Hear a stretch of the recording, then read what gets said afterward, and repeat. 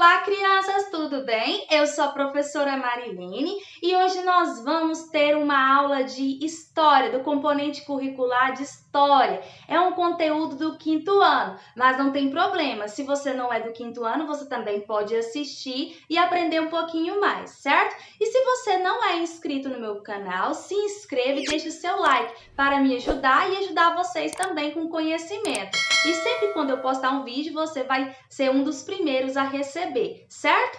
Hoje nós vamos falar quando o Brasil era de Portugal, como que o Brasil era, como que era a questão da gestão, como que a mulher, o homem se comportavam aqui nesse período, ok? Então, fique aqui comigo.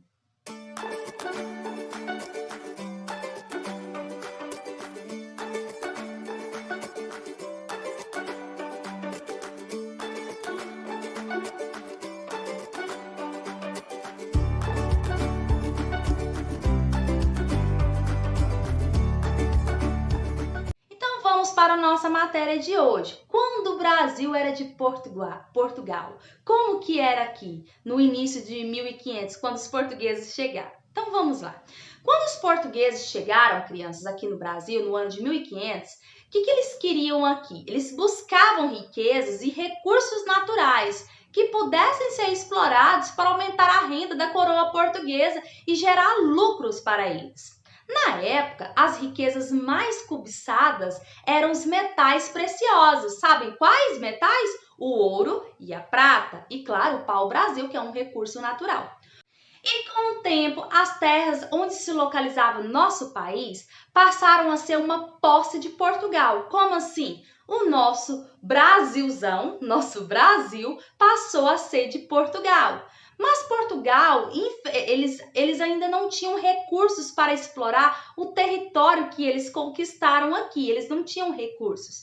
E para piorar a situação de Portugal, Portugal recebia constantemente ameaças de piratas e de outros países europeus em tomar partes do nosso território, do nosso Brasil. Então, o Portugal ficava preocupado, porque eles encontraram aqui primeiro, eles queriam ser os únicos donos dessa terra tão rica e, sendo assim, muitos outros países europeus queriam aqui um pedaço do nosso território, aqui do nosso Brasil. Então, Portugal não deixou que isso acontecesse. Até então, não deixou, né? Sendo assim, diante dessas ameaças de pessoas de fora, o rei de Portugal decidiu dividir o território em capitanias hereditárias. Vocês já ouviram falar nisso, né? O território, então, do nosso Brasil foi dividido em 15 faixas, como vocês estão vendo aí no desenho. 15 faixas horizontais. Cada donatário, quem era esse donatário? Era um homem nobre português que recebia a sua capitania, uma parte dessa terra. E tinha que explorar a terra com os seus próprios recursos. Você sabe qual que era a obrigação desses donatários? A obrigação era defender a terra de invasores de estrangeiros, garantir o povoamento e organizar as atividades econômicas. É como se fosse um governador de cada estado. Vamos supor, o Brasil foi dividido em 15 estados e o rei de Portugal escolheu lá os seus donatários lá, que eram pessoas que tinham condições, e cada donatário é como se fosse um governador ou um prefeito, pode-se dizer. E cada um tinha a obrigação de cuidar dali, fazer aquele território ali, aquela parte ali crescer economicamente e em questão também de população, de povoamento, organizar as atividades econômicas. Mas o sistema de capitanias fracassou, gente, não deu certo. Então, o Estado português encontrou outra solução para garantir o controle e a defesa do território, para que nenhum estrangeiro pegasse o território aqui, que eles achavam que era deles. E pronto. Então, criou-se o governo geral. Governo geral. O primeiro governador geral da colônia do nosso país foi Tomé de Souza. Ele passou a administrar o nosso país como se fosse um presidente, sabe? No ano de 1549. Ele era encarregado de defender a costa e o interior do território contra invasores, garantir o cumprimento da lei, dar posse legal de terras aos colonos, organizar a administração da colônia, e entre outros fatores. Ou seja, esse governador geral, ele tinha que organizar tudo, governar, para que o país, o nosso país, que na época que ainda não era uma república, né, era uma colônia, pudesse crescer economicamente e também na questão da população, para que outras pessoas não pudessem chegar aqui e tomar o que era de Portugal. Então, o governador geral, ele fundou a cidade de Salvador, a primeira capital do Brasil. Isso mesmo! Professora, qual foi a primeira capital do nosso país? Foi Salvador, gente, olha que legal! No atual estado da Bahia, hoje, né, na Bahia, com a gestão dele, vieram os jesuítas, os padres missionários que tinham a missão em catequizar os indígenas. Professora, para que isso? Os indígenas não tinham a cultura religiosa deles? Sim, mas os portugueses queriam colocar ali os indígenas na cultura dos portugueses, que eles fossem cristãos, que acreditassem na religião católica. Para que isso, professora? Qual que era a intenção dos portugueses em fazer com que os indígenas se tornassem cristãos? Simplesmente, gente, pois os portugueses acreditavam que a religião deixaria os indígenas mais submissos, mais calmos. Sendo assim, eles ficariam mais fáceis de obedecer às ordens do governo português. Que maldade, né, galera? Olha aí, queriam fazer com que eles largassem o que eles acreditavam para eles ficarem bonzinhos, quietinhos, para obedecer às ordens deles. Muita maldade, né? Como vocês imaginam a divisão da sociedade no período colonial, crianças? Será que os direitos eram iguais para todos? Que funções as mulheres desempenhavam nesse período aqui?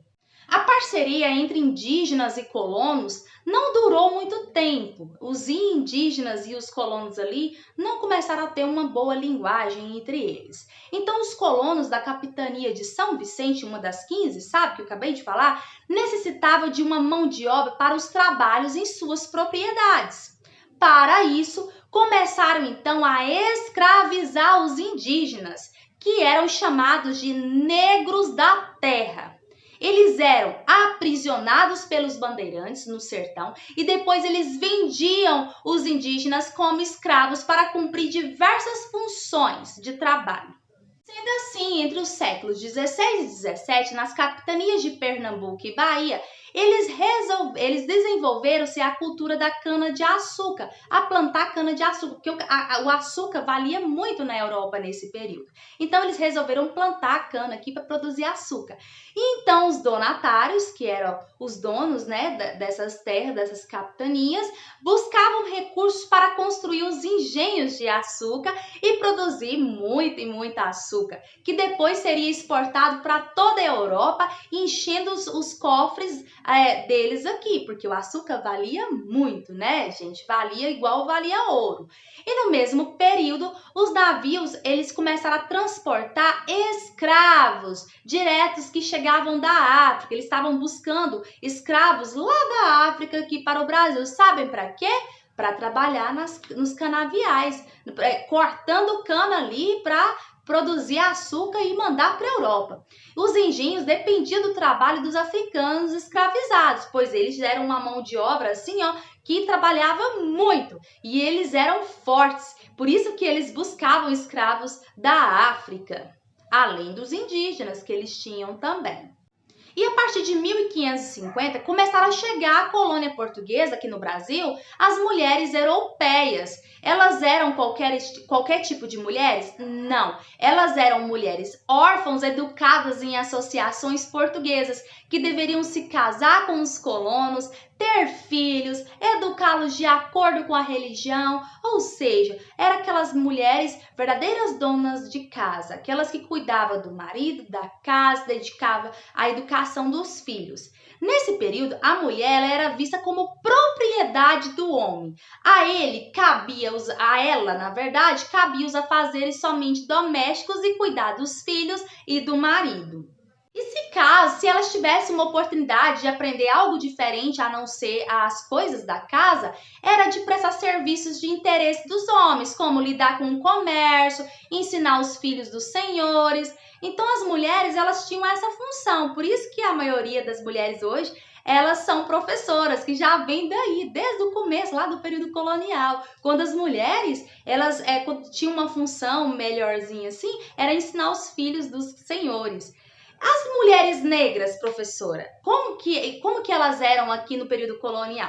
As mulheres negras, elas eram escravizadas ou também livres. Tinham aquelas que tinham, né, a carta de alforria. Algumas delas, sim, elas assumiam outras funções. Quais delas?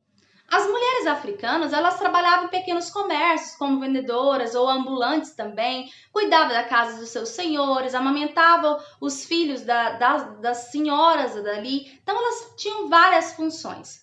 A forte presença feminina no comércio de alimentos na época colonial refletia também a influência de duas tradições. Como tínhamos aqui as mulheres que vieram da África, elas trouxeram também a cultura culinária de lá. Nós tivemos aqui a cultura culinária da África e também a cultura culinária portuguesa. Então, nós víamos aqui a cultura tanto portuguesa como africana. Sendo assim, crianças, vou parar por aqui, depois eu dou continuidade a esse assunto. Se você gostou desta aula, se você aprendeu algo interessante, dê seu joinha aqui e se inscreva no meu canal. E até mais!